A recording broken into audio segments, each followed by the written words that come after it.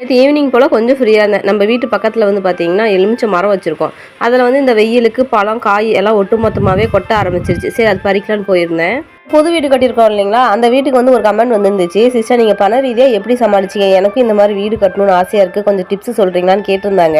சரின்ட்டு நான் எந்த மெத்தடில் வீட்டை கட்டணும் அந்த மெத்தடு சொல்லியிருந்தேன். நான் நகையெல்லாம் அடமானம் வச்சு தாங்க வீட்டை கட்டினேன், நகையெல்லாம் அடமானம் வச்சுட்டேன் சிஸ்டர்னு சொல்லியிருந்தேன். அதுக்கு இன்னொரு சிஸ்டர் சொல்லியிருந்தாங்க, நீங்கள் நகையை அடமானம் வச்சு கட்டுறதா இருந்தால் நீங்கள் யூடியூப் சேனல் ஓப்பன் பண்ணுறதுக்கு முன்னாடி வீட்டை கட்டியிருக்கலாம்ல, இப்போ ஏன் கட்டுறீங்க, இதெல்லாம் போய் நீங்கள் வந்து யூடியூப்பில் வந்து நிறைய இன்கம் வருது, யூடியூப் சேலரியில் தான் வீடு கட்டினீங்க அப்படின்னு சொல்லியிருந்தாங்க.